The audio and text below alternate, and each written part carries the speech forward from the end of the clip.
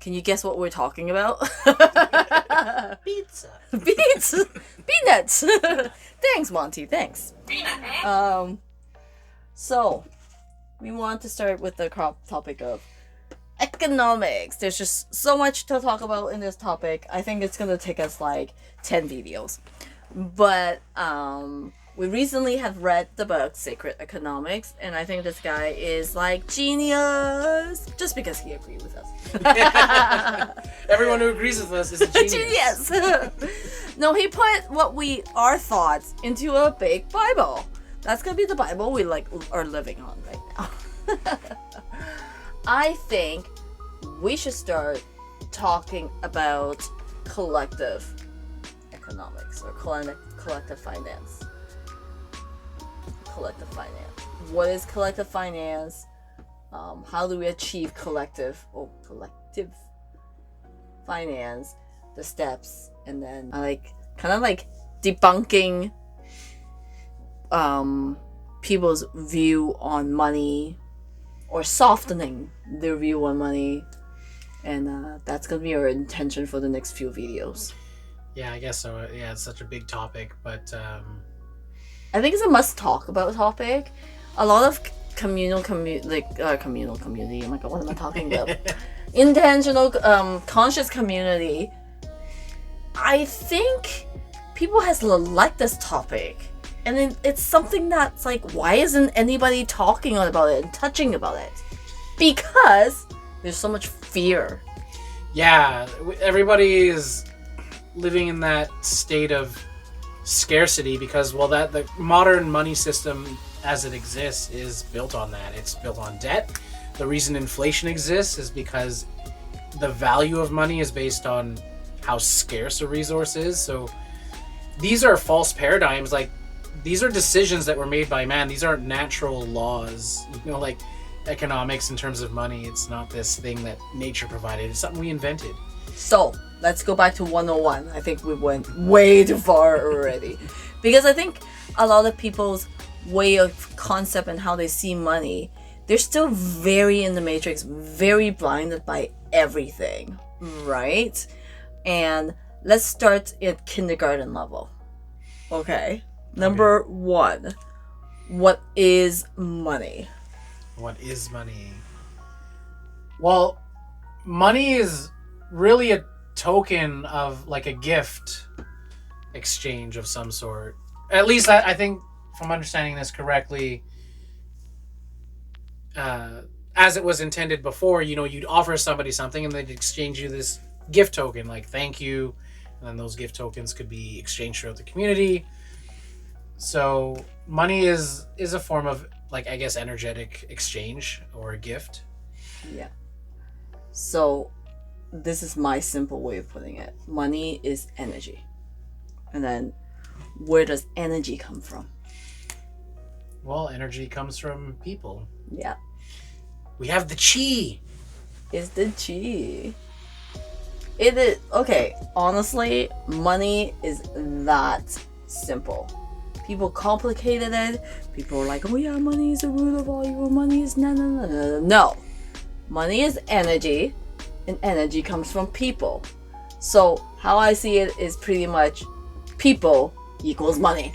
Like, it's people who gives money the value. Yeah. It's people's energy and where they put the energy that keeps that money going and going and going. And how society has twisted that or manipulated that so that the 1% is benefiting, right?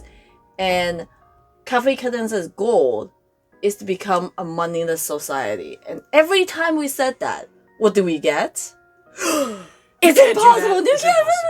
Or it's communism, and you're starting a cult! You're starting a cult, and it's just like, if people just open their mind to that. This is going back to the 3 principles. Have a little bit of humility and just open yourself to the idea that, could we exist without money? Yeah. And as far as I'm concerned, practically, yes. The rest of nature does it, right? They figure out their balance. We can do it too.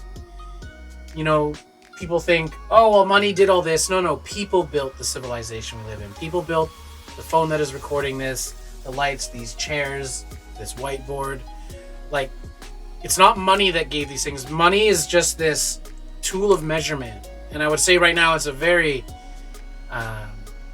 like unauthentic tool. It's kind of deceptive tool of measurement because it's not accurate. Like things are relative to their value, and the idea of supply and demand, it's exploitation, and that's not what we want. So we don't want a money system based on exploiting people. We want a money system that values people, that rewards people for the hard work that they do. And we need to get out of survival based on money. I think that's probably the key component. Like right now it is, because I don't have the skills to, I don't have the homestead with the garden and all that yet, but that is what we're aiming for. But for now, we do survive on money, and right now let's play it to the best of our ability. And that's why we want to come into the bank, but maybe I'm speaking a little too soon. Yeah. But very deep. Yeah. And then the second myth that I want to debunk here is just money does not equal survival. Yeah. I hate it when people says you need money to survive. No. If I give you money and bread and tomorrow is the end of the world, what do you want? Exactly. Simple. Right? When we define money as people and energy, money doesn't equal survival. It's at the end of the day, you want good people in your life and not good money. Right? Yeah. And I love how Charles actually explained it in his book, how money actually strip away the necessities of life, which is, you got your people, you got your authentic relationship, you got your values in things. And I love how you always see things as the value instead of the money value, right? It's two totally different things. Money, I guess I could put number 3 there. Money does not equal to value. Yeah. Yeah. I always see something as for what it does in a practical sense. Like the marker that she's using, that could have a monetary value. I don't know, it could be a couple dollars for that. But what good are the couple dollars if it can't write on the board, right? And sometimes people are like, you can throw things away, you can just buy another one, it's so cheap. But you're not thinking in terms of how this affects the environment. So it's really distorted our sense of what value truly is. So getting away from monetary value and seeing the true value of what something can do for you, in terms of utility, but also in terms of, I think, emotional connectivity, right? So having relationships with people, how do you put a price tag on that? You can't. Yeah, you are worth $10,000 for me, because that doesn't work. And also, when I love your example of just throw it away, buy another one, it's so cheap. Yeah, okay, we're not the one that's suffering that value or that and who's paying for it. The environment is. Yeah. Somebody, when you think about every transaction, every choices that we make, somebody or something is paying for it. And it becomes a very selfish thought that you just think, I'll just throw it away, because you are throwing your responsibility of paying for it or be responsible for it to somebody else now. Yeah.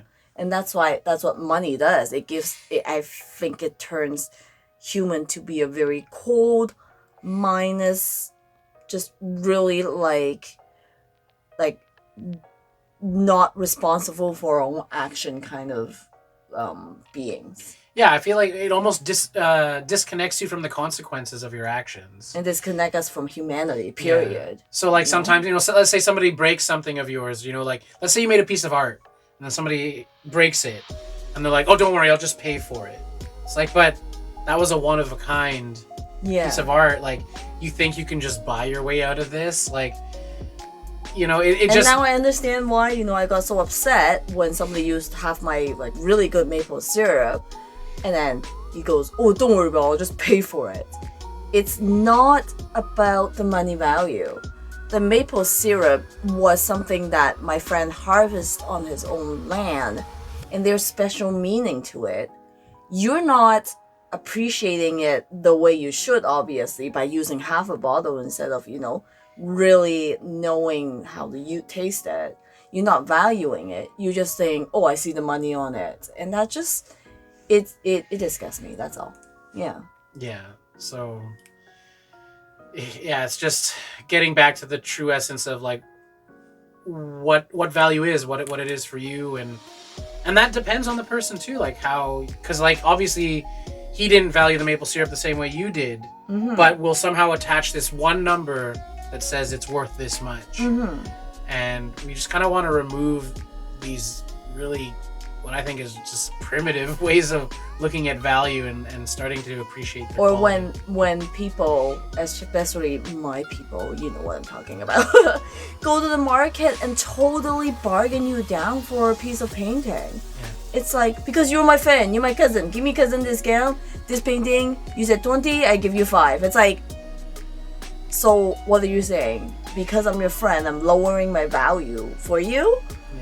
Yeah. Like, no. And I just don't like the way people see that, and we need to debunk all this, and that's why Cadenza wants to live in a moneyless society. And I think in our next video we're gonna list out ways of how we can help people be wiser with their money, and then eventually get them out, take the money and go into or what is it called? I don't know, economic independency. I don't know. There's the term for it. Whatever, we'll put it, kind of thing. Yeah. Yeah. And I think really it's our attachment to money, and there's this weird.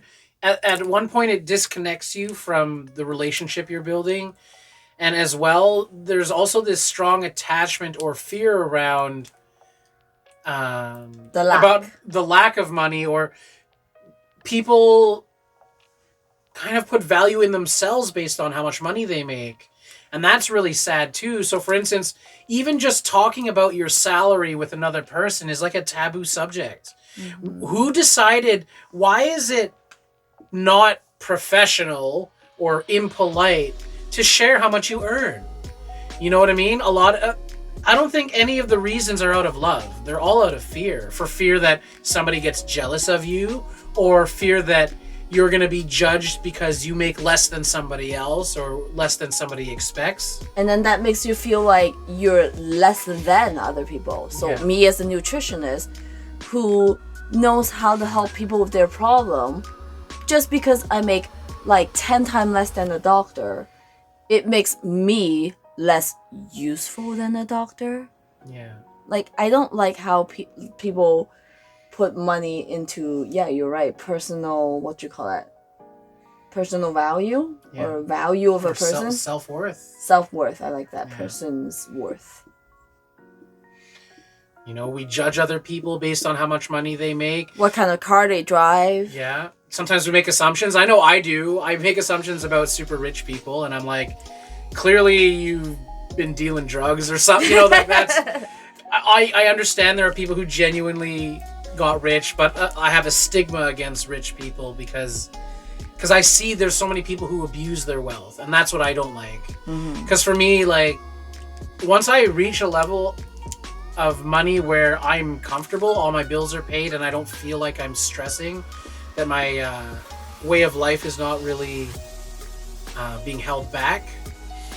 Anything extra is gonna just go towards the dream, helping others and building community together. So I just wish we could all be more vulnerable around money and share our experiences with it, and be able to talk about it, and to kind of just showcase the real injustice in the world, and showing how it really isn't fair that some people are just paid insane amounts of money beyond somebody else.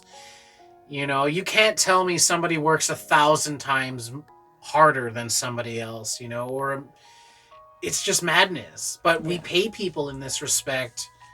And so to me, money is just not a clear representation of somebody's worth or the effort they put into things. And I think I like the last one that I want to debunk is money doesn't equal power. Yeah. People think as long as I have the money, I equal power, but that's a fear again, mentality that they're working on, right? I have the money, I'm paying you this, so you have to do this for me. That's fake authority, fake power, fake leadership, Yeah. And like I said, it's working on the fear. We want it to be working, to be working in love. And so it's not that, you pay more, therefore you get to say more. No, it doesn't work that way, kind of thing. And I don't think the world should work that way as well. Yeah. The only reason it has power right now is because our lives depend on making money. So because my earning potential, or how much money I can earn over time, and how much I have to pay to survive, because it's attached to money, those who have more have quote unquote power because they have leverage. It's not power, it's leverage. It's kind of like extortion or blackmail. It's kind of like, well, you're basically saying you're in such a desperate situation that maybe I can convince you to do something that goes against your morals to earn this money. Maybe I can make you work in really shitty conditions because I know you need this money. And we know this happens overseas. We know this. Well, it happens in our own country. We just turn a blind eye to it because we somehow think that money is our God. And that's what we need to stop doing, is giving it that power. Like money only has power because we're giving it to them. Go back to number one. Back to the people. Exactly. So it's the people that give the money power. And when we can start to dissociate from that and say that, no, money is a tool. It is not a part of me. It doesn't define me.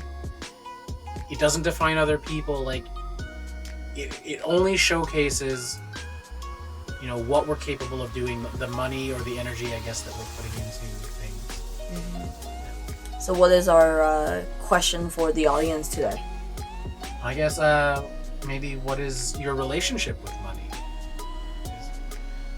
How do you feel? Are you sensitive about money, or how comfortable are you sharing your pay stub with somebody else? Or do you feel like you're earning an appropriate amount based on your skills? Like, should you be earning more? Do you feel you earn too much for what you do? I don't know. All right. Yeah. And I will see you next time.